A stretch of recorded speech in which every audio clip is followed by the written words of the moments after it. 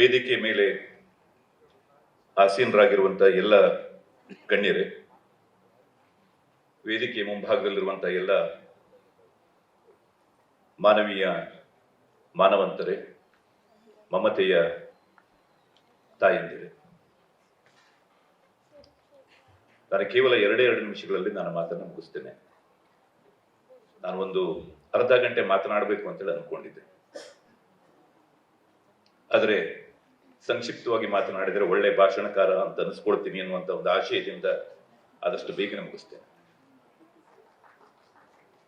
ಬ್ರಾಹ್ಮಣರಲ್ಲಿ ಒಗ್ಗಟ್ಟು ಇದೆ, ಬ್ರಾಹ್ಮಣರಲ್ಲಿ ಒಗ್ಗಟ್ಟು ಇಲ್ಲ ಅನ್ನುವಂಥ ಒಂದು ನಕಾರಾತ್ಮಕವಾದಂಥ ಧೋರಣೆಯನ್ನು ನಾವು ಕೈ ಬಿಡೋಣ. ಇವತ್ತಿಗೆ ಬ್ರಾಹ್ಮಣರಲ್ಲಿ ಒಗ್ಗಟ್ಟು ಇಲ್ಲ ಅಂತ ಹೇಳಾಗಿದ್ರೆ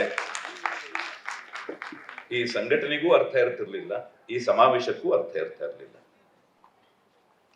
ಸಹಸ್ರಾರು ವರ್ಷಗಳಿಂದ ಬಂದಂತಹ ವೇದ, ಉಪನಿಷತ್ತು, ಶಾಸ್ತ್ರಗಳನ್ನ ಕೇವಲ ಮೌಖಿಕವಾಗಿ ತಲೆ ತಲಾಂತರಗಳಿಂದ ಶತಶತಮಾನಗಳಿಂದ ಇವತ್ತು ಇಲ್ಲಿ ತನಕ ಬಂದಿದೆ ಅಂತಂದ್ರೆ ಅದರ ಅರ್ಥ ಬ್ರಾಹ್ಮಣರಲ್ಲಿ ಒಗ್ಗಟ್ಟು ಇದೆ ಅಂತ ಅರ್ಥ. ನಾವು ಒಗ್ಗಟ್ಟು ಸಾಧಿಸುವುದರ ಮೂಲಕ ಬೇರೆಯವರ ಮೇಲೆ ಸಮರವನ್ನ ಸಾರಬೇಕಾಗಿಲ್ಲ. ಬ್ರಾಹ್ಮಣರು ಮುಖ್ಯವಾಗಿ ಜ್ಞಾನದ ಹಸಿವನ್ನ ಉಳ್ಳಂತವರು.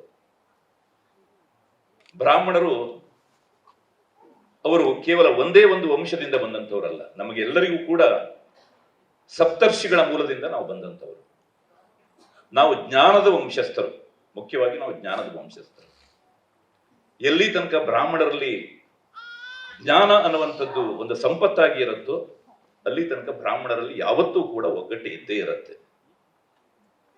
ನೀವು ಊಟ ಮಾಡುವಾಗ ಬ್ರಾಹ್ಮಣರನ್ನು ನೀವು ನೋಡಬೇಕು, ಯಾರು ಇಲ್ಲ ಅಂತ ಹೇಳ್ತಾರೆ ಅಂತ, ಒಗ್ಗಟ್ಟಿಲ್ಲ ಅಂತ ಯಾರು ಹೇಳ್ತಾರೆ? ಆದ್ರಿಂದ ಯಾವುದೇ ಒಂದು ಸಮಾವೇಶ ಮಾಡುವಾಗ ದಯವಿಟ್ಟು ನನ್ನ ವಿಜ್ಞಾಪನೆ ಏನು ಅಂತಂದ್ರೆ, ಬ್ರಾಹ್ಮಣರಲ್ಲಿ ಒಗ್ಗಟ್ಟಿಲ್ಲ ಅನ್ನುವಂಥ ಒಂದು ನಕಾರಾತ್ಮಕ ಭಾವನೆಯಿಂದ ನಾವು ಆ ಸಮಾವೇಶವನ್ನ ಮಾಡುವುದು ಬೇಡ. ನಮ್ಮಲ್ಲಿ ಒಗ್ಗಟ್ಟು ಇದೆ, ನಮ್ಮಲ್ಲಿ ಸಾಕಷ್ಟು ಒಗ್ಗಟ್ಟಿದೆ. ಆ ಒಗ್ಗಟ್ಟು ಇರುವುದರಿಂದಲೇ ಇವತ್ತು ಬ್ರಾಹ್ಮಣ್ಯ ಈ ಸ್ಥಾನದಲ್ಲಿ ಸುಸ್ಥಿತಿಯಲ್ಲಿದೆ. ನಾವು ಬೇರೆ ಸಮುದಾಯಗಳ ಹಾಗೆ ನಮ್ಮ ಸಮುದಾಯಕ್ಕೂ ಕೂಡ ಬೇರೆ ಬೇರೆ ಸವಾಲುಗಳು ಬಂದಿರಬಹುದು. ನಾನು ಅದೇನು ಆಪತ್ತು ವಿಪತ್ತು ಅಂತೇಳೆಲ್ಲ ಕರೆಯಲಿಕ್ಕೆ ಹೋಗೋದಿಲ್ಲ. ಸವಾಲುಗಳು ಬಂದಿರಬಹುದು. ಈ ಸವಾಲು ಸಹಸ್ರಾರು ವರ್ಷಗಳ ಹಿಂದೆಯೂ ಕೂಡ ಇತ್ತು, ಈಗಲೂ ಕೂಡ ಇದೆ, ಮುಂದೆನೂ ಕೂಡ ಇರುತ್ತೆ. ಅದು ಪ್ರಕೃತಿ ದತ್ತವಾದಂತಹ ಒಂದು ಸವಾಲು. ಅದು ಮನುಷ್ಯ ಅದನ್ನ ನೆರವೇರಿಸಿಕೊಂಡು ಹೋಗ್ತಾನೆ. ನಿನ್ನೆ ಬಹುಶಃ ಇದೇ ಹೊತ್ತಿಗೆ ಇನ್ನು 24 ಗಂಟೆಯೂ ಕೂಡ ಆಗಿಲ್ಲ, ಈ ಸ್ಥಳದಿಂದ ಕೇವಲ 300 ಮೀಟರ್ ದೂರದಲ್ಲಿ ಒಂದು ದೊಡ್ಡ ಇತಿಹಾಸ ನಿರ್ಮಾಣ ಆಯಿತು. ಕೇವಲ 300 ಮೀಟರ್ ದೂರದಲ್ಲಿ ಮಾಧ್ವ ಪರಂಪರೆಯ 2 ಮಠಗಳ ಯತಿಗಳು ಒಂದು ಇಡೀ ಸಮಾಜಕ್ಕೆ, ಇಡೀ ಸನಾತನ ಧರ್ಮಕ್ಕೆ ಒಂದು ಅದ್ಭುತವಾದಂತಹ ಒಂದು ಸಂದೇಶವನ್ನ ನಿನ್ನೆ ಕೊಟ್ಟರು. ಮಾತುಕತೆಯ ಮೂಲಕ, ಒಪ್ಪಂದದ ಮೂಲಕ, ರಾಜಿಯ ಮೂಲಕ ನಾವು ಯಾವುದೇ ಸಮಸ್ಯೆಯನ್ನಾದರೂ ಕೂಡ ಬಗೆಹರಿಸಿಕೊಳ್ಬಹುದು ಅನ್ನುವಂತ ಒಂದು ಅದ್ಭುತವಾದಂತಹ ಒಂದು ಸಂದೇಶವನ್ನ ನಿನ್ನೆ ನಮ್ಮ ಸಮಾಜಕ್ಕೆ ಕೊಟ್ಟರು. ಇವತ್ತು ಬ್ರಾಹ್ಮಣ ಸಮುದಾಯಕ್ಕೆ ಬೇರೆ ಸಮುದಾಯಗಳಿಂದ ಯಾವುದೇ ರೀತಿಯಾದಂತಹ ಆಪತ್ತಿಲ್ಲ, ನಮ್ಮಲ್ಲೇ ಇರುವಂತದ್ದು. ಅದನ್ನ ನಾವು ವಿಶಾಲ ಹೃದಯದಿಂದ, ನಮ್ಮ ಹೃದಯ ವೈಶಾಲ್ಯದಿಂದ ಆ ಎಲ್ಲ ಸಮಸ್ಯೆಗಳಿಗೆ ಪರಿಹಾರವನ್ನ ಕಂಡುಕೊಳ್ಳಿಕ್ಕೆ ಸಾಧ್ಯ ಅನ್ನುವಂಥದ್ದನ್ನ ಮಂತ್ರಾಲಯ ಸ್ವಾಮೀಜಿಗಳು ಮತ್ತು ಉತ್ತರಾದಿ ಮಠದ ಸ್ವಾಮೀಜಿಗಳು ನಿನ್ನೆ ನಮಗೆ ತೋರಿಸಿಕೊಟ್ಟಿದ್ದಾರೆ. ಆ ಮೂಲಕವಾಗಿ ಬ್ರಾಹ್ಮಣ ಸಮುದಾಯದಲ್ಲಿ ಇರುವಂತ ಅನೇಕ ಸಮಸ್ಯೆಗಳನ್ನ ನಾವು ಪರಿಹರಿಸಿಕೊಳ್ಬಹುದು ಅನ್ನುವಂಥದ್ದನ್ನು ಕೂಡ ಆ ಒಂದು ಆಶಯವನ್ನ, ಆಶಾ ಭಾವನೆಯನ್ನ ನಮ್ಮ ಮುಂದೆ ಮೂಡಿಸಿದ್ದಾರೆ. ಬ್ರಾಹ್ಮಣ ಸಮುದಾಯ ಯಾವತ್ತೂ ಕೂಡ ಜಾಗೃತವಾದಂತಹ ಒಂದು ಸಮುದಾಯ. ನಾವು ಕೇವಲ ಬ್ರಾಹ್ಮಣರಾಗಿ ಹುಟ್ಟಿದ ಮಾತ್ರಕ್ಕೆ ನಾವು ಬ್ರಾಹ್ಮಣರಾಗಿ ಇರುವುದಿಲ್ಲ, ಅಥವಾ ಬ್ರಾಹ್ಮಣತ್ವ ನಮ್ಮಲ್ಲಿ ಬರುವುದಿಲ್ಲ. ನಾವು ಸಂಸ್ಕಾರದಿಂದ ನಾವು ನಮ್ಮ ಬ್ರಾಹ್ಮಣ್ಯವನ್ನ ಕಾಪಾಡಿಕೊಳ್ಳಬೇಕಾದಂತ ಒಂದು ಅಗತ್ಯ ಇದೆ. ಹೀಗಾಗಿ ನಾನು ಕೊನೆಯದಾಗಿ ಒಂದೇ ಒಂದು ಮಾತನ್ನು ಹೇಳಲಿಕ್ಕೆ ಇಷ್ಟಪಡ್ತೇನೆ. ಪ್ರದೀಪ್ ಅವರು ತಮ್ಮ ಮಾತಿನಲ್ಲಿ ಹೇಳಿದರು, ಯಾರು ಸಂಧ್ಯಾ ವಂದನೆಯನ್ನ ಮಾಡ್ತಾರೋ ಅಂಥವರಿಗೆ ನಾವು ಉತ್ತೇಜನವನ್ನ ಕೊಡ್ತೇವೆ ಅಂತ. ನಾವು ಉತ್ತೇಜನಕ್ಕೋಸ್ಕರ ಆ ಸಂಸ್ಕಾರವನ್ನ ಮಾಡಬೇಕಾಗಿಲ್ಲ. ಮನುಷ್ಯನಿಗೆ, ಅದರಲ್ಲೂ ವಿಶೇಷವಾಗಿ ಬ್ರಾಹ್ಮಣರಿಗೆ ಸಹಜವಾದಂಥದ್ದು ಯಾವುದು ಅಂತಂದ್ರೆ ಸಂಸ್ಕಾರ.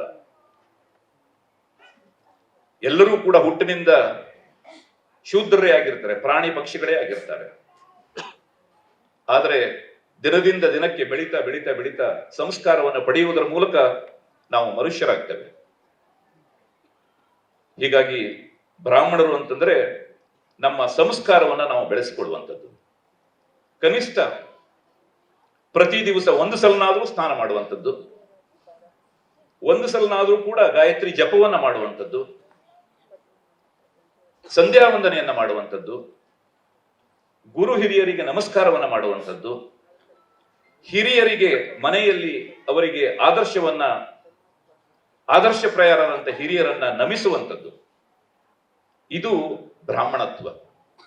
ಇದನ್ನ ಯಾವ ಜಾತಿಯವರು ಮಾಡಿದ್ರೂ ಕೂಡ ಅವರು ಬ್ರಾಹ್ಮಣರೇ. ನಾವು ಕೇವಲ ಆ ಜಾತಿಯಲ್ಲಿ ಹುಟ್ಟಿದ್ದೇವೆ ಅನ್ನುವಂಥ ಒಂದು ಕಾರಣಕ್ಕೋಸ್ಕರ ನಾವು ಬ್ರಾಹ್ಮಣರಲ್ಲ. ಆ ಬ್ರಾಹ್ಮಣ್ಯ ಅನ್ನುವಂಥದ್ದು ಅದು ನಮ್ಮಲ್ಲಿ ರಕ್ತಗತವಾಗಿ ಬರಬೇಕು. ನನಗೆ ರಾಮಕೃಷ್ಣ ಹೆಗಡೆಯವರು ಒಂದು ಮಾತನ್ನ ಕೇಳ್ತಾ ಇದ್ರು, ನೀನು ಯಾಕೆ ವಿಶ್ವೇಶ್ವರ ಭಟ್ಟ ಅಂತೇಳಿ ಹೆಸರಿಟ್ಕೊಂಡಿದೀಯಾ ಅಂತ. ಈ ಭಟ್ಟ ಅನ್ನುವಂಥದ್ದನ್ನ ಮರೆಮಾಚಬಹುದಿತ್ತಲ್ಲ ನೀನು ಅಂತ. ನಾನು ಅವ್ರ ಹತ್ರ ಆಗ ಕೇಳಿದೆ, ನೀವು ಯಾಕೆ ರಾಮಕೃಷ್ಣ ಹೆಗಡೆ ಅಂತೇಳಿ ಇಟ್ಕೊಂಡಿದ್ದೀರಿ ಅಂತ.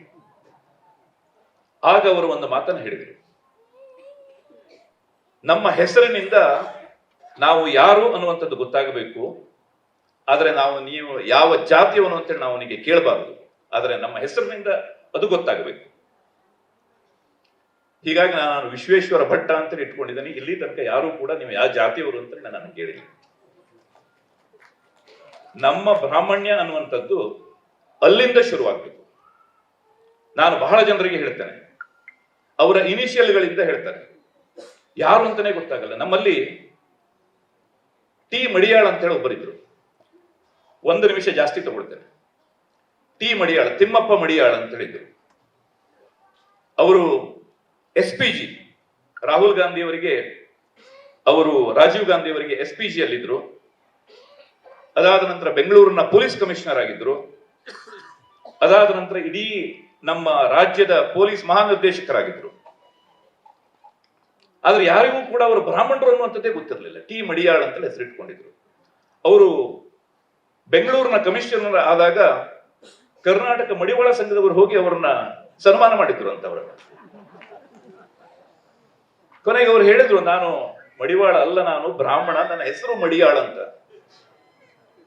ಅಂದ್ರೆ ಈ ರೀತಿ ಆಗತ್ತೆ. ನಮ್ಮ ಅಡ್ಡ ಹೆಸರು, ಸರ್ ನೇಮ್ ಅನ್ನ ನಾವು ಇಡುವುದರಿಂದ ಮೂಲಕವಾಗಿ ಒಬ್ಬ ನಮ್ಮ ಮಕ್ಕಳಿಗೆ ಈ ಬ್ರಾಹ್ಮಣತ್ವದ ಸಂಕೇತವಾದಂತಹ ಅಡ್ಡ ಹೆಸರನ್ನ, ಸರ್ನೇಮ್ ಅನ್ನ ಇಡುವುದರ ಮೂಲಕ ನಮ್ಮ ಅಸ್ತಿತ್ವದ ಗುರುತನ್ನ ನಾವು ಸಾಬೀತುಪಡಿಸುವುದರ ಅವಶ್ಯಕತೆ ಇವತ್ತು ತುಂಬಾ ಇದೆ.